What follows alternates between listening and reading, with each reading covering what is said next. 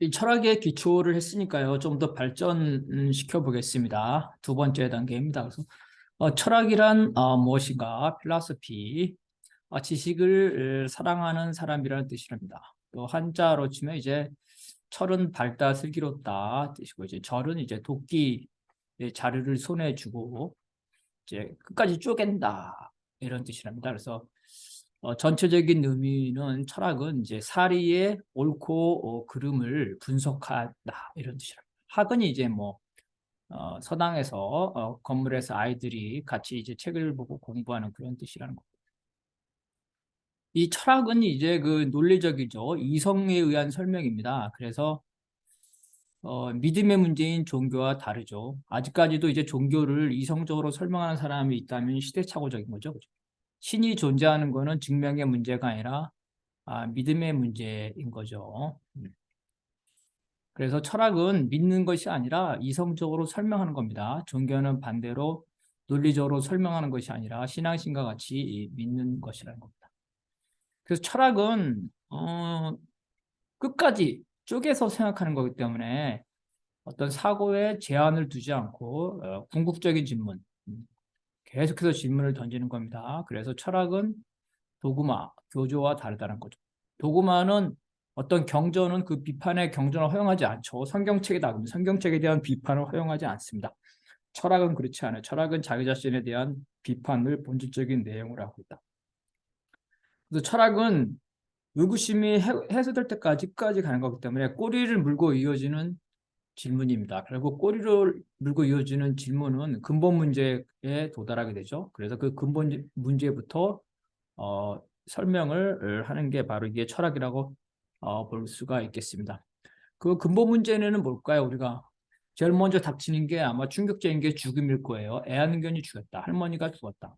이로써 어떤 생로병사, 집에 아픈 사람이 있다. 희노애락 이런 거를 먼저 제일 먼저 고민하겠죠. 그다음에 나는 어디서 왔나? 인간의 유래, 더 나아가면 이제 지구의 기원, 우주의 기원, 만물의 기원, 만물에 어떻게 운동하나 이러한 근본적인 문제들을 고민합니다. 누구나 어렸을 때 나는 어디에서 왔냐 이런 고민을 해볼 수 있습니다. 그래서 옛날에는 이런 장난을 많이 해서 자식이 많았기 때문에 나는 엄마 아빠가 직접 낳고 너는 다리에서 주워왔대 뭐 이런 식으로죠. 그래서 부모와 자식의 인연, 가족이란 무엇인가? 사회는 왜 필요한가? 나는 왜 로빈스 크루소처럼 혼자 살면 안 되는가? 국가는 왜 범죄자를 사형을 시키는가? 국가가 왜 생사 여탕권을 가지는지? 나는 국가와 상관없이 무국적자로 살 수 없나? 아무도 없는 무인도에 가서 살 수 없나? 이런 고민들을 하게 되죠. 이런 고민들은 더 나아가서 내가 보는 것을 믿을 수 있나? 나의 감각을 믿을 수 있나? 그죠? 아주 끝나면은 내가 어떤 남산을 바라보고 있을 때 남산이 과연 저렇게 생긴 것인지 아니면 남산이 저렇게 생긴 게 실제로 저렇게 생긴 게 아닌데 나에게 보여주는 상이 그럴 뿐인지. 예를 들어서 숲이 이 초록색이죠. 근데 숲이 초록색이라는 거는 숲이 여러 가지 일곱 가지의 광선 중에서 나머지 광선은 다 흡수하고 초록색을 반사시켰을 뿐입니다. 그래서 사실은 숲 자체가 소재적으로 초록색을 가지고 있는 것이 아니라 숲에 가지고 있는 어떤 그 소재의 특징이 나머지 빛은 다 흡수하고 초록색만 반사시킨다는 거죠. 그렇다면 과연 저 나무가 초록색이라고 믿을 수 있는 것인가? 이런 의문이 생긴다는 거죠. 이런 끝없는 회의 질문이 나오면서 소크라테스는 나는 내가 무식하다는 것을 알고 있다. 대부분의 사람들은 네가 무식하다는 것도 모른다는 거죠. 자기가 알고 있는 걸 절대적인 진리라고 생각하는데 나는 내가 알고 있는 것을 의심을 하기 때문에 내가 사실은 아무것도 모르고 있다는 걸 알고 있다는 겁니다. 그래서 내가 무식하다는 것만을 알고 있다는 거. 다른 사람은 자기가 무식한지도 모른다는 거죠. 그래서 소크라테스가 너는 내 자신을 알라 이런 말을 했다죠. 말은 사실은 네가 믿고 있는 것들이 허구일 수 있다는데 그것도 네가 인식하지 못하고 이런 뜻입니다. 근데 내 자신을 알라는 말은 소크라테스의 말이 아니라 아테네 신전에 새겨진 말이라고 합니다. 데카르트도 비슷하죠. 모든 것을 회의해요. 회의해서 어떤 존재에 대해서 회의하는데 확실한 거는 회의, 질문, 그죠? 고민하는 나는 확실하죠. 왜냐하면 내가 고민하고 있는 게 확실하니까. 내가 고민하고 있다는 거는 나라는 주체가 있는 겁니다. 그래서 나는 회의한다, 고민한다, 그런 나는 존재한다. 볼 수도 들을 수도 만질 수도 맛볼 수도 맡을 수도 없는 것이 있는가? 우리가 보고 우리가 감각, 그죠? 우리가 감각으로 오감으로 느끼는 것만 존재하는 것인가? 아니면 우리가 오감으로 느낄 수 없는 것도 존재하는 것인가? 그죠? 에너지, 눈에 보이지 않는 기라고 그러지. 기. 그다음에 방사능 이런 거 볼 수, 들을 수, 만질 수 없죠? 무생, 무치 이런 것들이 사실은 존재하죠. 전극. 강한 전기는 만지면 충격을 받지만 그것이 아니라 이제 자석과 같은 힘, 그죠? 끌어들이는 힘 이런 것들은 역시 어, 볼 수도 들을 수도 만질 수도 오감으로서 파악할 수 없습니다. 그래도 그러한 자성, 인력, 그죠? 태양의 지구를 당기는 힘, 달이 지구를 당기는 힘 이런 것들은 존재하지만 우리는 직접적으로 느낄 수 없죠. 다만 조수간만의 차이, 조수가 달이 태양에 가까이 왔을 때 바다의 파도의 높이가 올라가는 것 이런 거를 보고 우리가 추론할 수 있지만 직접 경험할 수는 없습니다. 또한 사람의 감각이나 감정, 이성은 어떤 관계에 있는가 이런 인식론 이런 것들이 있을 수가 있습니다. 그래서 우리의 생각 의식은 어떻게 생기나 이런 고민으로 갈 경우에는 이제 상당히 높은 수준의 고민을 하게 되는 겁니다. 통상적으로 죽어도 영혼이 있나? 내 꿈에 죽은 어머니가 꿈에 보였어요. 그러면 죽어도 영혼이 있는 것이 아닌가? 그렇다면 또 영혼이 있다면 영혼 중에 영혼, 그죠? 신 중에 신, 최고의 신, 수호신, 그다음에 유일신. 만약에 신이 있다면 왜 나쁜 놈에게 악당에게 천벌을 내리지 않나? 이런 고민도 할 수가 있겠죠. 또 우리는 도덕적으로 거짓말을 하면 안 된다는데 어떨 때는 거짓말을 꼭 할 수밖에 없을 때가 있죠. 거짓말을 해서 사람을 구할 수도 있어요. 그다음에 도둑질을 하지 말라 그러는데 왜 배가 고파도 도둑질을 하면 안 되는가? 그러면은 먹을 게 없으면 도둑질을 안 하고 굶어 죽는 게 낫냐? 차라리 굶어 죽을 바에 도둑질을 하는 게 낫냐? 그죠? 이러한 것들. 그렇다면 이 도둑질을 금지하는 건 소유권인데 소유권은 원래부터 생겼는지 아니면 국가가 강요했는지 이런 것들입니다. 이런 것들이 이제 법이나 윤리 정의가 어떻게 생겨났냐 이러한 것들의 다양한 질문들 끝없는 질문들이 이제 철학이라는 거고 우리는 이제 철학을 어떻게 공부할 것이냐 그죠? 철학에 공부하는 방법은 좀 특수하다 봅니다. 철학의 텍스트를 암기하는 건 아무 의미가 없어요. 철학은 근본적인 문제를 고민하고 거기서 깨닫는 건데 깨닫는 건 자기가 깨닫는 거죠. 지식을 통해서 애올 수는 없고 그 책을 통해서 깨달음이 있어야 되겠죠.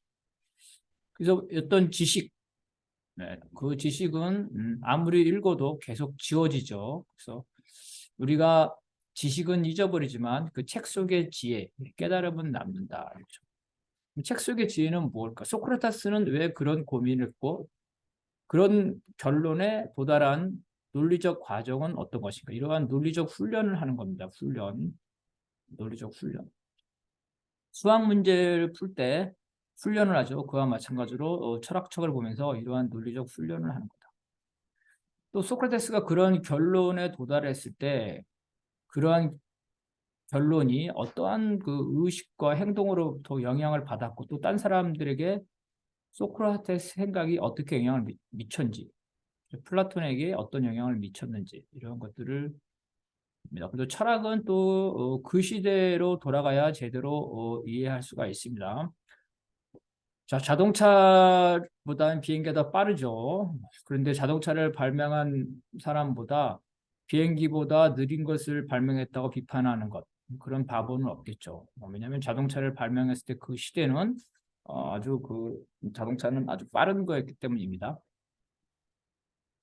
마찬가지로 어떤 물건을 드는 것보다는 미는 것이 좋죠. 번쩍 드는 것보다는 어떤 물건이 만약에 동그랗다면, 둥글둥글하다면 미는 게 힘이 덜 들어갑니다. 더군다나 바퀴를 달면 더 좋습니다. 아, 그런 것들이 이제 하나의 생각의 발전이죠. 고민을 통해서 이러한 것들이 나오죠.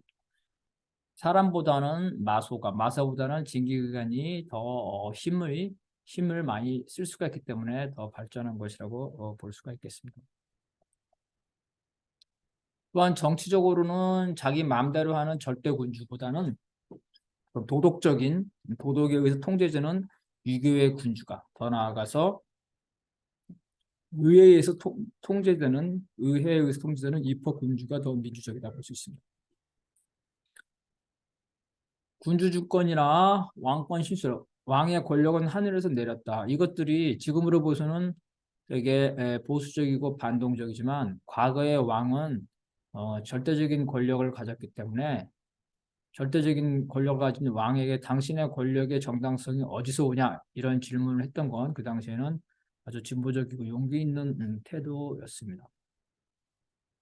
그래서 바로 이제 홉스의 흠정 계약이 왕의 권력은 인민들이 수요했다는 건데, 그 당시에는 진보적이었지만, 그 이후에 이제 그 시민 계약이죠. 이건 수요한 게 아니라 지배자까지 포함해서 평등한 시민들이 정부를 만드는 계약을 했다는 거죠. 이런 식으로 어떤 그 이론들은 좀 더 발전하고 있다는 겁니다. 그래서 항상 그 이론이 홉스의 흠정 계약을 지금의 관점에서 볼 때 보수라고 평가하는 거는 너무 일면적인 거고요. 그 시대로 돌아가서 평가를 한다. 근데 우리는 이제 철학을 공부하는데 보통 철학사 하면 다 서양 철학사를 공부하고 있어요. 동양에도 철학이 있었죠. 근데 왜 우리는 서양 철학사를 공부할까? 답은 간단하죠. 서유럽은 산업혁명 이후에 세계를 지배하고 있습니다. 막스가 말했죠. 그 시대의 지배적인 사상은 그 시대를 지배하는 지배계급의 사상이다. 그래서 오늘날의 철학은 세계를 지배하고 있는 서양 철학인 겁니다. 서양이 세계를 지배하고 또 철학도 지배하기 때문에 바로 서양 철학, 이 제국주의의 철학이 세계 철학으로 우리에게 강제되고 있습니다. 또 이 서유럽과 경쟁하기 위해서는 그것을 알아야 되죠. 서양 철학사는 기본적으로 종교와 철학의 관계, 그 다음에 고대 유물론에 대한 고대 철학, 기독교의 탄생, 그리고 기독교로 인한 그 100년 동안의 암흑기죠, 암흑기. 그리고 그 르네상스부터 시작하는 기독교의 전복, 유물론적 철학의 부활, 이런 과정들이 있습니다. 중세를 암흑기라고 하는 것은 기독교가 자신의 관념론을 관철하기 위해서 유물론적 철학을 은폐하거나 파괴했다는 거죠. 이런 면에서 볼 때 우리는 종교에 대한 철학의 투쟁은 매우 중요하다. 실제로 종교와 철학은 서로 투쟁해 왔습니다. 물론 철학이 종교의 시녀가 된 적이 있었죠. 그렇지만 점차 철학은 종교로부터 발전, 독립해오고 궁극적으로는 철학은 종교를 부정하게 됩니다. 우리가 보통 철학을 처음 시작할 때 자연학파죠. 이오니아파, 고대 그리스부터 철학을 시작합니다. 과연 그러면 철학이 정말 이때 서양의 이오니아파, 고대 그리스에서 시작되냐는 거죠. 사실은 그렇죠. 문명이 있는 모든 곳에는 철학이 있었죠. 문명과 함께 철학이 전래되고 있습니다. 최근 고고학의 발전으로 이오니아라든가 고대 그리스보다 훨씬 앞선 문명 그리고 철학들이 발견됩니다. 예를 들어 인도, 이집트, 메소포타미아 이런 철학들이 발견되고 중국에도 역시 고대 그리스 철학보다 훨씬 앞선 철학들이 내려옵니다. 다른 지역에도 문명과 철학이 있었으나 현재는 서양 철학, 그죠? 서양 철학의 원류인 그리스 철학 이외에는 큰 영향을 주지 못하고 있습니다. 그래서 우리를 지배하고 있는 서양 철학, 이오니아와 고대 그리스 철학을부터 시작한 겁니다. 실제로 이오니아와 고대 그리스는 아시아에 가까이 있었기 때문에 그들의 철학은 많은 부분이 인도, 이집트, 메소포타미아에서 빌려온 것들입니다. 그래서 철학의 기원을 따지자면 고대 그리스 철학보다는 인도, 이집트, 메소포타미아 철학이 더 오래됐고 더 정확한 기원이다 이렇게 볼 수가 있겠습니다. 그래서 이제 고대 그리스 시대의 철학자들은 우리가 미국이나 유럽에 여행을 가듯이 그 당시에 자기들보다 발달된 메소포타미아나 이집트의 여행을 피타고라스도 이런 아시아로 여행을 갔습니다. 여행에 가서 거기서 배운 것들을 가져와서 자신의 철학 이론을 했다고 합니다. 기독교도 마찬가지로 기독교의 원리인 유대교죠. 유대교도 역시 유대인들이 이집트에도 끌려갔죠. 메소포타미아에도 끌려가고 이러면서 자기들이 끌려갔던 지역의 신화나 철학적인 내용들을 자신의 종교 교리로 가져왔다. 기독교의 원류인 유대교도 이런 아시아로부터 자신의 종교의 기본을 가져왔고 실제로 경전의 많은 내용은 메소포타미아나 이집트의 그 신화와 거의 유사하다는 걸 볼 수 있습니다. 기독교는 그래서 자신의 원류가 스스로 만든 것이 아니라 이런 고대 철학이나 메소포타미아 인도부터 나온 거죠. 이런 것들을 어, 말살하고 은폐하고 자신의 기독교는 하나님으로부터 직접 내려왔다. 이걸 하기 위해서 자신의 조상 철학을 다 삭제를 하고 은폐를 하고 파괴를 합니다. 더군다나 유물론적인 철학, 데모크리스토스와 같은 원자론과 같은 유물론적 철학은 다 말살하고 소크라테스나 플라톤과 같은 관념론적 철학만 허용을 합니다. 근데 중세 그리스의 수도원에서 수도사들이 몰래 이런 고대 철학들을 보존하고 있었고 아랍에서도 이런 고대 철학들이 보존하고 있었기 때문에 르네상스 시대에 와서 바로 이러한 고대 철학이 다시 부활하면서 이런 천년 동안 갇혀있던 기독교의 관념론부터 점차 해방되기 시작합니다.